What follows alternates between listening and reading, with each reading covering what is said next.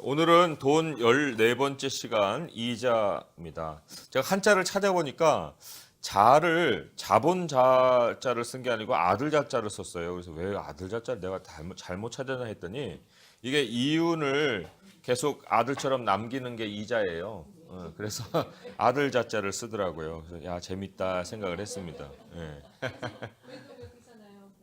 그 광고할 때뭐 황금알을 낳는 낳는 말 이런 거. 예. 택시를 잡고 친다고. 그렇죠. 그리고 영어로는 또 interest예요. 그래서 이게 interest 하면은 재밌다, 관심 있다 뭐 이런 뜻이지 않습니까? 그래서 아마 이자 받는 게 좋은지 예, 그런 단어를 또 썼어요. 예, 좋아요. 예. 그래서 오늘은 좀 이자에 대한 내용을 좀 다루도록 하겠습니다. 거기 누가복음 말씀 대표 말씀을 같이 읽어볼까요? 예, 시작. 오직 너희는 원수를 사랑하고 선대하며 아무것도 바라지 말고 구워주라. 그리하면 너희 상이 클 것이요 또 지극히 높으신 이의 아들이 되리니 그는 은혜를 모르는 자와 악한 자에게도 인자하시니라. 네. 포인트 3개를 먼저 보겠습니다. 첫 번째 포인트는요. 이자는 세상과 상업적 거래를 할 때 허용된다 하는 거고요. 또 두 번째 포인트는 가난한 형제에게 구워주는 것은 구제이지 돈 거래가 아니다 그랬고요. 또 세 번째로는 3페이지에 은혜를 베풀며 구워주는 자가 천국에서 부자로 산다. 그래서 하나님의 나라에서의 삶까지 이어지는 것이 바로 이 이자 문제입니다. 자, 그러면 어떻게 그렇게 되는가 하는 걸 좀 보도록 하겠습니다. 포인트 1에 해당되는 거, 이자는 세상과 상업적 거래를 할 때 허용된다. 자, 문단을 우리 그 다음 페이지에 말씀 찾는 것까지 우리 같이 읽어보도록 하겠습니다. 시작. 오늘날 돈 거래에는 대부분 이자가 있다. 법적으로 공인된 이자도 있고 개인 간의 임의로 정하는 이자도 있다. 은행에 저축하면 은행이 예금주에게 지급해야 할 이자가 발생하고 은행에서 대출을 받으면 채무자의 신용도에 따라 이자율이 정해지고 상환에게는 이자율이 적용된 이자가 포함된다. 은행 제도는 성경에도 등장한다. 주인에게서 1달란트를 받은 종이 그것을 땅에 묻어두고 아무 일도 하지 않았을 때에 주인이 종에게 책임을 추궁하며 어찌하여 내 돈을 은행에 맡기지 아니하였느냐. 그리하였으면 내가 와서 그 이자와 함께 그 돈을 찾았으리라고 말한다. 이때 은행은 현대의 금융제도와 비교할 수 없고 환전소 정도라고 할 수 있다. 당시에는 이곳을 통해 사람들 간에 이자를 받고 돈을 바꾸는 일이 일상에 자리 잡고 있었다. 마태복음은 돈 바꾸는 일을 업으로 삼는 자들을 일컬어 취리하는 자들, 이자를 취하는 자들이라고 부른다. 유다 왕국이 망하기 직전 주전 6세기경의 예레미야 시대에는 사람들의 일상적 다툼의 주된 요인이 이자와 관련되었던 것으로 보인다. 예레미야는 사람들이 자기를 저주하는 이유를 되짚어 생각하며 하나님께 이렇게 기도한다. 내가 꾸어주지도 아니하였고 사람이 내게 꾸이지도 아니하였건만은 다 나를 저주하는도다. 예레미야가 자신이 사람들과 돈 거래를 안 했는데 왜 사람들이 자기를 저주하는지 모르겠다고 하나님께 불평한 것이 아니다. 일상의 현장에서 사람들이 서로 소리 지르며 상대를 욕하고 저주할 때마다 문제의 핵심에 고리대금 거래가 있었기에 예레미야가 사람들에게 욕을 들을 만한 일을 하지 않았다는 것을 고리대금 거래에 빗대어 하나님께 고발한 것이다. 그런데 예레미야의 기도 내용에는 또 다른 함축적인 의미가 있다. 타국인들과의 상거래에서는 돈을 꾸어주고 이자를 받는 것이 율법으로 허용되었지만 형제들 간에는 금지되어 있었는데 이스라엘 나라가 멸망할 상황이 다가올 즈음의 사회상에서는 돈과 관련하여 모든 인간관계가 상업적 관계로 변질되어 있었다는 것이다. 그래서 신명기 23장 20절에 보시면 그 이자 거래가 허용되는 대상이 있고 허용 안 되는 대상이 있는 거예요. 그래서 신명기 23장 20절의 말씀 함께 찾아서 읽어보도록 하겠습니다. 자, 구약성경 298쪽에 있죠. 298쪽 신명기 23장 20절 함께 읽어볼게요. 시작. 타국인에게 내가 구워주면 이자를 받아도 되거니와 내 형제에게 구워주거든 이자를 받지 말라. 그리하면 내 하나님 여호와께서 내가 들어가서 차지할 땅에서 내 손으로 하는 범사에 복을 내리시리라. 네. 자, 이렇게 되어 있는 율법인데 예레미야 시대의 사회상을 들여다보니까 예레미야를 막 저주하는 거예요, 사람들이. 그 저주하는데 예레미야 하나님께 이제 기도하죠. 아니, 내가 뭘 꾸어주지도 않고 꾸지도 않았는데 왜 사람들이 나를 이렇게 욕하는지 모르겠어요, 하나님. 하고 이제 항변을 하는데 사실 그런 기도 자체가 성립이 안 되는 거예요. 왜냐하면 이스라엘 사람들 사회에 그 형제들 간에는 이자 거래가 안 되는 거거든요. 근데 구워줬다 할 때 막 싸움이 일어나는 거는 원금 안 갚은 거 정도가 아니고 고리대금이 이제 사회에 만연되어 있었기 때문이거든요. 그러니까 그런 걸 가지고 사람들 서로 고래고래 소리 지르고 싸웠던 것이 이제 일상화돼 있었기 때문에 하나님, 나 동거래도 하는데 사람들이 왜 나를 자꾸 저주하는지 모르겠어, 이런 말을 하는 거거든요. 그래서 여기에 이 타국인과의 관계, 우리로 말하면 이제 세상과의 거래를 얘기하는 거죠. 그런데 이제 하나님의 백성들 혹은 하나님의 사업에 우리가 연루되어 있는 여러 가지 일들을 생각을 해볼 때 그거는 돈 거래, 돈 영리 사업이 아니라는 거예요. 영리 사업이 아닌 곳에 이자를 붙일 수 없잖아요. 우리 기독교 여기 교회는 비영리 단체잖아요. 비영리 단체인지 무슨 여기다 무슨 이자를 붙여갖고 뭐 여러 가지 일들을 할 수가 없지 않습니까? 그래서 이 성경이 율법에 이제 그거를 아주 못을 받고 있는 거를 우리가 신명기에서 확인해 볼 수가 있어요. 자, 그런데 이제 한번 계속해서 읽어볼게요. 유다 왕국이 하는 것부터요. 시작. 유다 왕국이 바벨론에게 완전히 멸망을 당하고 포로로 끌려간 후 바사 왕 고레스의 칙령으로 이스라엘 백성이 예루살렘에 돌아와 70년 만에 성전을 중건했다. 그런데 그로부터 100여 년이 지났을 때 예루살렘 성은 또다시 큰 환란을 당하여 허물어지고 성문들은 불에 탔다. 다시금 나라가 멸망 직전의 상황에 놓인 것이다. 하나님께서는 느헤미야를 보내 예루살렘을 재건하게 하셨다. 그때 사회상의 중심에도 고리대금의 문제가 있었다. 상거래 관계가 형제 관계를 대신할 때 나라가 두 번이나 멸망의 운명에 처한 것이 이상한 일이 아니었다. 예레미야와 동시대 선지자였던 에스겔을 통해서 하나님은 형제 간의 이자 거래가 죽음을 부르는 문제라고 경고하셨다. 성도들의 관계가 하나님의 법으로 연결되지 않고 돈이 그 연결고리의 역할을 대신할 때 나라이든 개인이든 패망에 이르는 것이다. 그래서 이자 문제를 가벼울 수가 없는 것이 이제 에스겔서를 한번 찾아보면은요, 거기서 우리가 확인할 수가 있어요. 아니, 이게 무슨 죽음의 문제까지 될까 싶은데 하나님이 얼마나 심각하게 다루시는지를 좀 한번 확인해 보도록 하겠습니다. 에스겔 18장 3절의 말씀이에요. 구약성경 1174쪽에 있습니다. 1174쪽에 에스겔 18장, 가만있어 보자. 에스겔 18장이 아닌가 보네. 가만있어 보자. 제가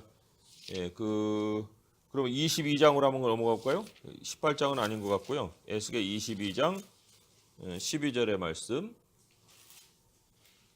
네, 거기 한번 읽어볼게요. 시작. 내 가운데 피를 흘리려고 뇌물을 받는 자도 있었으며 내가 변돈과 이자를 받았으며 이익을 탐하여 이웃을 속여 빼앗았으며 나를 잊어버렸도다. 주 여호와의 말씀이니라. 예, 여기에도 보면은 그때 사회상에 그 만연해 있는 문제 중에 하나가 변돈, 그죠? 또 이자, 뭐 이익을 탐하는 거, 뭐 이런 것들이 이제 문제로 부각이 되어 있었어요. 제가 왜 여기 13절이군요. 13절. 18장 13절인데 3절로 쓴 거예요. 13장 18절. 18장 13절. 18장 13절로 고치시고요. 예. 18장 13절 한번 읽어보겠습니다. 시작. 별리를 위하여 구워주거나 이자를 받거나 할진대 그가 살겠느냐? 결코 살지 못하리니 이 모든 가증한 일을 행하였은즉 반드시 죽을지라 자기의 피가 자기에게로 돌아가리라. 예, 여기 우상 섬기는 일과 동일한 수준으로 그 다루신 것이 별리를 위해서 구워주고 이자 받는 일이었어요. 형제들 간에. 그러니까 이게 얼마나 심각한 범죄였느냐 하는 것을 우리가 이제 확인을 해볼 수가 있습니다. 예, 뭐 죄 중에도 죄질이 여러 가지가 있지만 이러한 일이 굉장한 그 범죄로 여겨졌다 그런 얘기예요. 자, 그럼 문제는 이렇죠. 세상과의 정당한 상거래라도 고리대금으로 채무자의 주머니를 털어가는 것이 어떤 결과를 맞을 거라고 생각합니까? 정당한 것이어도요. 우리가 예를 들면 사채에 무슨 뭐 100% 200% 이자 붙인다. 그러면 그 죽일 놈으로 생각하지 그게 살 놈으로 생각하겠습니까? 예. 그렇듯이 이게 그 우리가 어떤 그런 부당한 이익을 취하는 사람들에 대해서 우리도 이제 그런 막연한 어떤 그 결과 악한 결과를 생각해 볼 수 있을 텐데 잠언에서는 아예 그냥 명시를 해버렸다고요. 잠언 28장 8절의 말씀이에요. 잠언 28장 8절의 말씀을 같이 찾아볼게요. 읽어봅니다. 시작. 중한 별리로 자기 재산을 누리는 것은 가난한 사람을 불쌍히 여기는 자를 위해 그 재산을 저축하는 것이니라. 예, 가난한 사람을 불쌍히 여기는 자는 누구에게 있어요? 하나님이시죠. 예, 하나님을 위해서 그냥 차곡차곡 쌓고 있는 거라는 거예요. 그리고는 이제 그 하나님이 그 쌓은 다음에 잘 쌓았냐? 예, 그래 이리 갖고 와 하고 싹 뺏어가는 거죠. 그러니까 자기 것으로 생각하고 계속 이자율 높여가지고 사채에서 무슨 뭐 신체 포기 각선이 뭐니 해가지고 다 해봐야 결국은 하나님의 손에서 그게 다 다뤄지기 때문에 이 하나님이 정말 허용하시는 거 안에서도 정도가 있어야 되고 특별히 이 형제들 간의 관계에서는 절대로 이 별리나 이자의 문제로 관계를 훼손하거나 그거 상업적 거래를 이 영적인 우리들의 형제 관계를 대신하는 이러한 일은 절대로 있어서는 안 된다 하는 아주 경각심을 우리가 가질 필요가 있습니다. 자, 그러면 두 번째 포인트에는 이렇죠. 가난한 형제에게 구워주는 것은 구제이지 돈 거래가 아니다. 이게 무슨 뜻일까요? 한번 읽어보겠습니다. 예, 시작. 오늘날 사람들의 생각에 일반적으로 구워준다는 개념은 이자를 내포한다. 잠깐 빌려주는 돈이야 이자를 계산하지 않겠지만 사람에 따라서는 그런 돈이라도 이자를 쳐서 원금을 돌려받을 생각을 한다. 옛날 이스라엘 백성은 형제에게 구워준 돈에 대해 어떤 이자라도 붙이면 안 되었지만 그래도 구워준 돈이기에 원금을 돌려받을 생각은 당연한 것이었다. 독촉하지 말라는 율법이 세워진 것을 보면 구워준 돈에 대해 빨리 갚으라고 재촉을 하지는 말아야 해도 원금을 돌려받는 것은 구워준 자의 권리인 것을 알 수 있다. 하지만 구제의 경우는 다르다. 구제로 준 돈은 누구도 돌려받을 생각을 하지 않는다. 그것은 그냥 준 돈이기 때문이다. 이렇듯 구워주다와 주다의 개념이 그때나 지금이나 사람들 머릿속에 다르게 정립되어 있는데 이상하게도 하나님은 가난한 형제에게 구제하는 행동을 주다라는 동사로 말씀하시지 않고 많은 경우에 구워주다라는 동사를 사용하신다. 그렇다면 구제로 준 돈도 돌려받는 것이 원칙이라서 그렇게 말씀하신 것일까? 예, 한번 확인해 볼까요? 아니 구제라면 구제해라 이렇게 하거나 그냥 줘버려라 뭐 이렇게 얘기를 하셔야 되는데 아니 왜 그 구워준다는 동사를 자꾸 사용을 하시는 거지? 예, 그게 좀 이상하게 여겨질 만한 구절들이 상당히 많이 나와요. 그래서 먼저는 이 시편 112편 5절의 말씀을 한번 보겠습니다. 예, 같이 읽어볼까요? 시작. 은혜를 베풀며 구워주는 자는 잘 되나니 그 일을 정의로 행하리로다. 예, 여기에 이게 은혜를 베푸는 거하고 똑같은 동의어로 쓰인 게 꾸어준다는 거예요. 아니 그럼 은혜를 베푸는 거는 뭐고 꾸어주는 건 뭐예요? 은혜를 베푸면 그냥 줘야지 왜 꾸어줘요? 그러니까 이게 지금 이상하게 여겨진단 말이죠. 근데 여기에서의 꾸어준다는 건 사실 준다는 말인데 왜 굳이 꾸어준다는 단어를 사용하고 있느냐? 그런 이제 그 질문이 생기는 거예요. 그리고 누가복음에는 아주 그 뜻 자체가 구제라는 것을 우리가 알 만큼 그 명확하게 말씀이 기록이 되어 있어요. 누가복음 6장 35절 말씀 하나인데요. 누가복음 6장 35절 말씀에 이렇게 기록이 되어 있습니다. 같이 한번 읽어볼게요. 누가복음 6장 35절 읽어봅니다. 시작. 오직 너희는 원수를 사랑하고 선대하며 아무것도 바라지 말고 꾸어주라. 그리하면 너희 상이 클 것이요 또 지극히 높으신 이의 아들이 되리니 그는 은혜를 모르는 자와 악한 자에게도 인자하시니라. 네. 이게 아무것도 바라지 말라는 거는 돌려받을 생각지 말라는 거예요. 근데 왜 꾸어줘요? 네? 꾸어주는 건 돌려받을 생각하는 거 아니에요? 근데 여기에 아무것도 바라지 말고 꾸어주라. 여기 뭐 쭉 다른 이제 마태복음하고도 사실 연결시켜 보게 되면 너희에게 달라는 자에게 뭐 그 구하는 자에게 그냥 내줘라 그런 얘기 여기도 있네요. 30절에 보니까 내게 구하는 자에게 주며 내 것을 가져는 자에게 다시 달라 하지 말라 이거거든요. 다시 달라 하지 말라는 거는 원금 챙길 생각하지 말아라 그런 얘기까지 지금 여기에 속해 있는 거고요. 여기에서의 원수는 사실 형제 안에 생겨난 대적을 얘기하는 거예요. 전혀 이방인을 얘기하는 게 아니고요. 성경이 얘기하는 원수는 다 내가 알고 있는 관계 속에서 생겨나는 대상입니다. 그러니까 여기에서도 지금 이제 그 형제들과의 관계를 얘기하는 건데 그럴 때에 이 준다는 사용을 하지 않고 이제 꾸어준다는 말을 왜 했는가 이제 그 의미를 좀 더 살펴보자는 거죠. 그래서 이어지는 문단을 한번 같이 또 읽어보겠습니다. 시작. 하나님은 자기 백성이 가난한 형제에게 구제하는 행위를 하나님께 꾸어드리는 것이라고 말씀하신다. 가난한 자를 불쌍히 여기는 것은 여호와께 꾸어드리는 것이니 그의 선행을 그에게 갚아주시리라. 하나님은 가난한 자가 구제로 받는 돈을 공짜로 보시지 않는다. 하나님은 구제에게 상환 청구서를 모두 하나님 앞으로 달게 하신다. 우리가 사랑의 행위로 가난한 자에게 주는 것인데도 하나님은 그것을 자기에게 꾸어주는 행위로 보시는 것이다.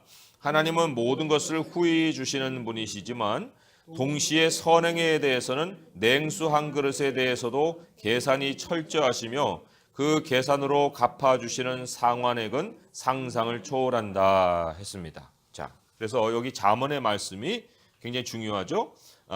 그 구제의 모든 돈은 바로 여호와께 꾸어드리는 돈이다. 이렇게 하나님이 그렇게 보신다는 거예요. 우리는 그냥 주고 싶은데 그거를 굳이 하나님은 꾸어주는 걸로 자꾸 재해석을 하셨다는 거죠. 그러면 이 마태복음에 볼 때 하나님이 얼마나 우리에게 참 그 계산이 철저하신지 하는 것을 좀 보도록 하겠습니다. 마태복음 10장 42절이 하나가 있고요. 그다음에 25장 34절이 있어요. 마태복음 10장 42절의 말씀 한번 읽어볼게요. 시작. 또 누구든지 제자의 이름으로 이 작은 자 중 하나에게 냉수 한 그릇이라도 주는 자는 내가 진실로 너희에게 이르노니 그 사람이 결단코 상을 잃지 아니하리라 하시니라. 그러니까 우리의 손을 거쳐 나가는 돈은요 절대로 헛되게 나가는 일이 없다. 주고 손해 보는 일이 없다는 거예요. 다 하나님이 챙겨 주신다는 거죠. 결단코 상을 잃어버리지 않는다. 그런데 그 돌아오는 상, 우리는 이제 냉수 한 그릇이면 뭐 냉수 두 그릇 정도, 뭐 그러면 200% 이익으로 돌아오는 건가? 이렇게 생각하겠지만 그런 정도가 아니고 상상을 초월한다는 거죠. 25장 34절로 한번 가보겠습니다. 마태복음 25장 34절의 말씀이에요. 마태복음 25장 34절의 말씀. 여기 이제 오른편에 있는 사람들인데 한 절만 읽어볼게요. 예, 시작. 그때 임금이 그 오른편에 있는 자들에게 이르시되 내 아버지께 복받을 자들이여 나와 창세로부터 너희를 위하여 예비된 나라를 상속받으라. 예, 하나님의 나라를 아예 상속해 줘 버려요. 근데 이 사람들 뭐 했어요? 뭐 큰일 한 게 아니에요. 헐벗을 때 옷 입혔고 병 들었을 때 돌보고 오게 갇혔을 때 와서 그냥 방문했고 뭐 이런 거예요. 이런 거. 목마를 때 물 줬고 예, 배고플 때 좀 음식 사줬고 그런 건데 그런 거에 비하면은 이 하나님 나라를 왕창 이렇게 떼서 주시는 게 이게 가당치나 할까 싶은데 그런 하나님이 상상할 수 없는 상으로 되갚아 주신다. 소소한 구제가 큰 상급을 받게 하시는 거예요. 그러니까 구제는요 무슨 뭐 우리가 프로젝트를 세워가지고 막 이벤트로 할 일도 아니죠.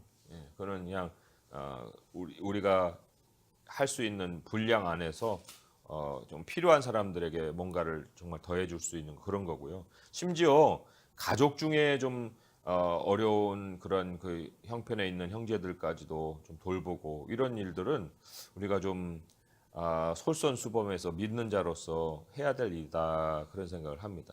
물론 이제 뭐예요 가족들 간에도 부모가 이 아이를 뭐 돈에 대해서 이제 가르친다고 하면서 이자도 받고요. 또 뭐 월세도 받고 막 그런 경우도 있는데 너무 이렇게 돈 계산으로 철저히 하게 되면 그 아이가 커갖고 철저히 돈 계산으로 이제 부모를 대접할 수도 있어요. 엄마 월세 내. 야, 이 늙어갖고 무슨 월세? 엄마 나한테 월세 받았잖아. 뭐 이런 식으로 따져 부르면 이제 큰일 나는 거거든요. 그러니까 아무튼 하나님께서 우리에게 소소하게 베푸는 거에 대한 큰 상이 있으니까 여기서 정말 우리가 관계하고 사랑의 관계로 맺어준 사람들과는 영리적인 그런 거래를 해서는 안 된다는 것을 좀 생각해 볼 수 있죠. 문제입니다. 선한 일을 행하고 나누어 주기를 좋아하는 것이 어떻게 최고의 보험이고 최고의 미래 대책인가? 네, 최고의 보험, 최고의 미래 대책. 왜 그럴까요? 한번 볼까요? 잠언 21장 13절의 말씀이에요. 잠언 21장 13절의 말씀. 네, 잠언 21장 13절의 말씀. 네, 이게 이제 보험에 해당되는 건데요. 한번 읽어보겠습니다. 시작. 귀를 막고 가난한 자가 부르짖는 소리를 듣지 아니하면 자기가 부르짖을 때에도 들을 자가 없으리라. 네, 그러니까 평소에 귀를 열고 이 도움을 주면 자기가 부르짖을 때 그 119도 달려오고 또 뭐 보험회사에서 보상액도 나오고 다 해요. 네, 하나님 하늘에서도 119를 보내주시고 보험에 해당되는 뭐 그런 보상도 주신다는 거예요. 그런데 그게 준비가 안 돼 있으면 예, 의학해도 아무 그냥 구급차 다 영업 안 하고 있고 응급실 다 문 닫고 있는 거예요 하늘에. 그러니까 이 잘 생각을 해야 됩니다. 또 미래 대책 디모데전서 6장과 누가복음인데요. 디모데전서 6장 18절 19절을 한번 보겠습니다. 디모데전서 6장 18절 19절 말씀.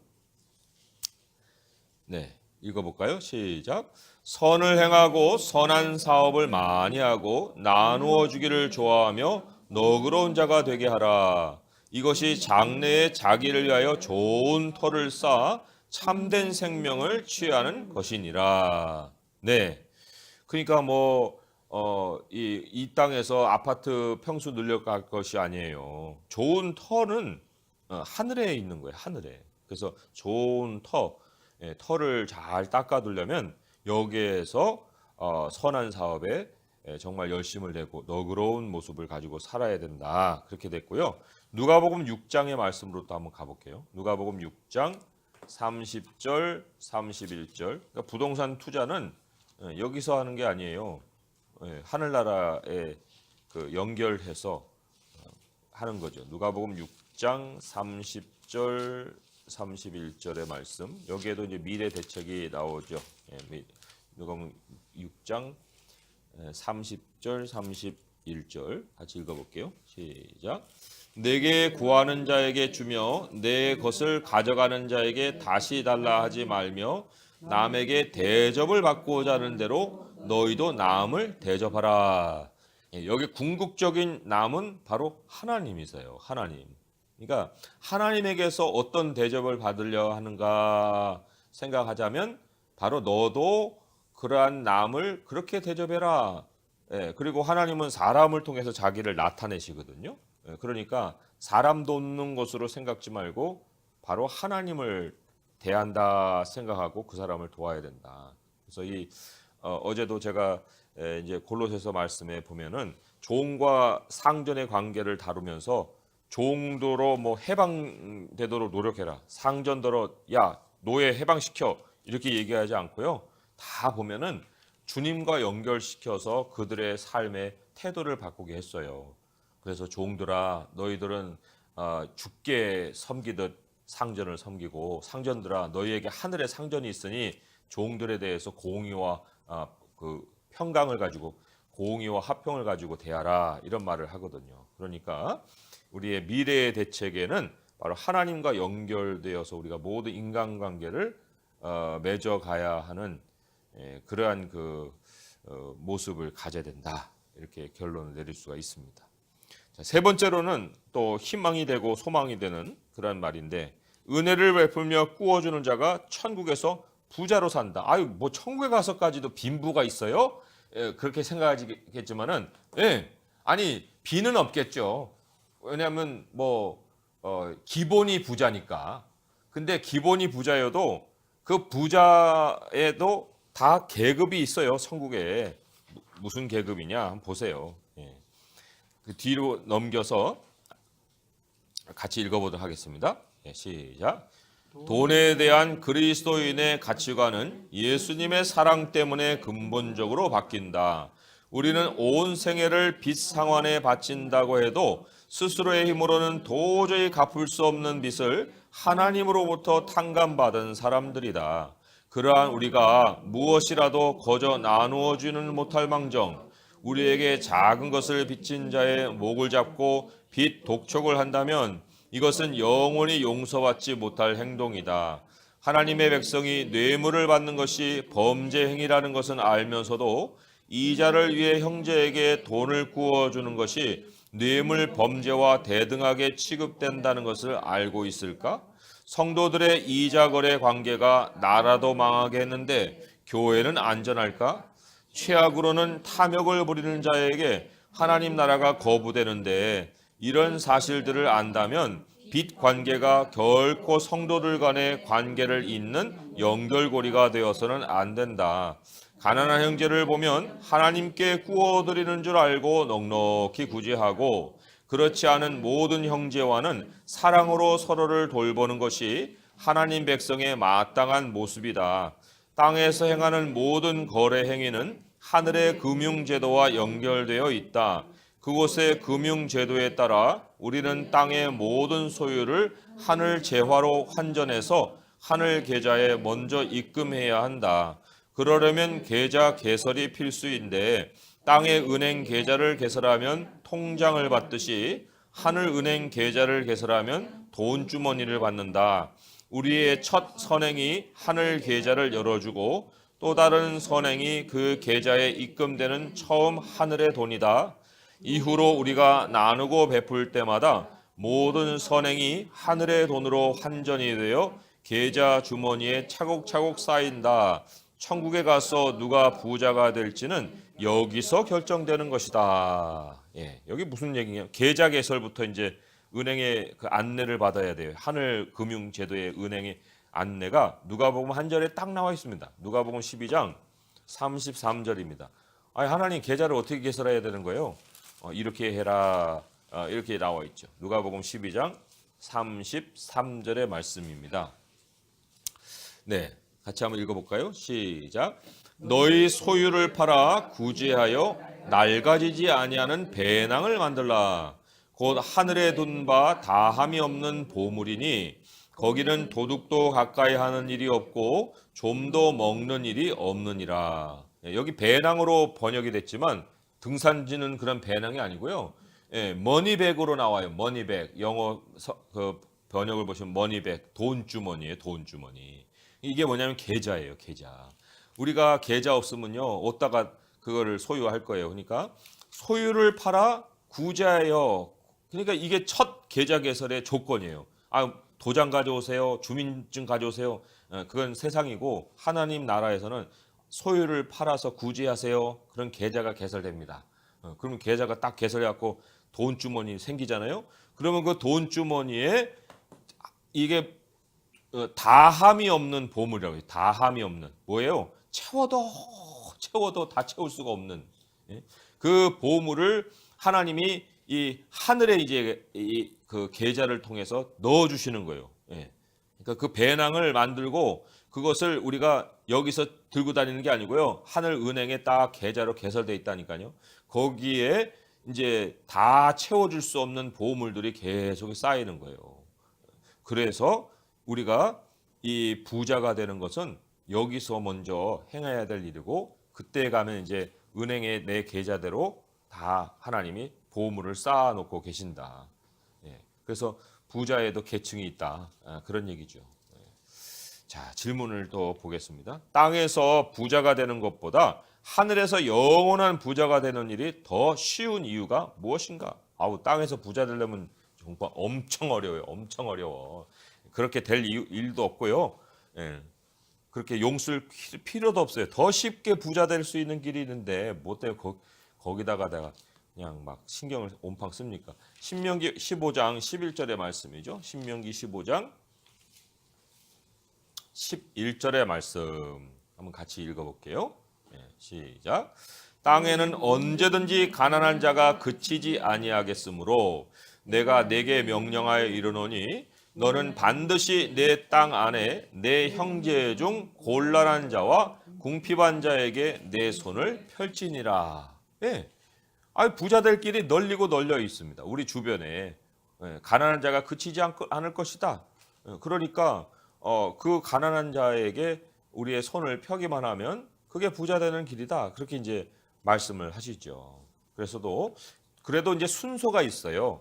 고린도전서에 보게 되면 과부라고 다 도와주지 말고 그 믿는 친척이 있으면 그 친척도로 도와줘라, 그렇게 해라, 이렇게 명령이 있거든요. 그러니까 우리에게는 어려운 나의 그 친족들을 먼저 돌아볼 수 있어야 되고, 또 우리 교회 안에도 어려움이 있을 때는 그 어려움에 동참해서 같이 도와야 되고, 또 그것이 이제 담장을 넘어서 또 다른 어려운 사람들의 도움을 우리가 또 만났을 때 우리가 그들에 대해서도 또 채울 수 있어야 되고, 그래서 이러한 그 베푸는 일은 없어서 못하는 게 아니고요, 널려 있는데 안 하고 있는 거예요. 널려 있는데. 그래서 그러한 일들을 좀 우리가 관심을 가지고 하나님이 마음에 감동을 주시는 대로 해야 될 줄 믿습니다. 자, 기도는 이렇습니다. 우리의 모든 빚을 탕감해 주신 하나님 아버지, 예수 그리스도의 사랑을 생각할 때마다 모든 것이 주님의 선물이고 우리 것이 아무것도 없음을 깨닫습니다. 그럼에도 매일 우리에게 더 주시고 더 베풀어 주시는 것은 우리가 계속 풍성하게 나눔으로써 하늘의 영원한 부를 준비할 수 있도록 해주시려는 주님의 뜻인 것을 깨닫습니다. 그 뜻에 순종하여 모든 소유를 나누고 하늘의 부자로 준비되어 하나님 나라에 갈 수 있도록 도와주옵소서. 예수님의 이름으로 기도드립니다. 아멘. 자, 우리가 오늘 배운 대로 이제 하나님 앞에 우리가 또 기도를 드립니다. 하나님, 나의 작은 것을 통해서 참 다른 사람들을 도울 수 있는 일이 하나님이 정말 기뻐하시는 일이고 또 나를 부요하게 하는 일임을 고백합니다. 하나님, 이제 내 것에 대한 생각보다는 어떻게 하면 또 채워줄 수 있을까라는 그런 생각으로 살아갈 수 있게 해주시고, 이자 받고 또 영리를 취하고 이런 그런 탐욕의 마음을 길들이지 말게 하시고 너그러운 마음을 가지고 사람들과 관계할 수 있도록 해주세요 하는 기도를 드리겠습니다. 하나님 아버지, 감사합니다. 저희들 다 하늘 계좌에 그러한 주머니를 가지고 있습니다. 주님, 더욱 하나님이 채워주시는 대로 우리의 이 땅에서의 삶이 정말 풍요롭게 나누는 삶이 되게 하시고, 또 이 삶을 통해서 우리들도 스스로 부한 삶을 준비하며 다른 사람들도 아버지 앞에 참 부요한 자로 예비할 수 있는 우리들의 삶이 되게 하여 주옵소서. 하나님, 우리가 지나간 모든 곳에 정말 어렵고 또 힘겹고 고통스러운 사람들의 그 마음이 펴지고 또 소망을 되찾고 그리고 함께 하늘의 소망을 향해 달려가는 열매가 맺어지게 하여 주옵소서. 하나님, 저희들은 다 작은 손들입니다. 그러나 하나님, 이 손이 바로 하나님이 사용하시는 큰 손인 것을 믿습니다. 우리는 스스로 늘 겸손하되 하나님이 저희들을 사용하시고 하나님의 모습을 드러내시고자 할 때 우리가 정말 모든 사람 앞에서 내 자신으로 나타나지 않게 하시고 하나님의 모습을 대변하여 나타나 너그러우신 우리 하나님의 성품을 사람들에게 보이고 하나님께 영광 돌리게 하여 주시옵소서. 예수님의 이름으로 감사하며 기도합니다. 아멘.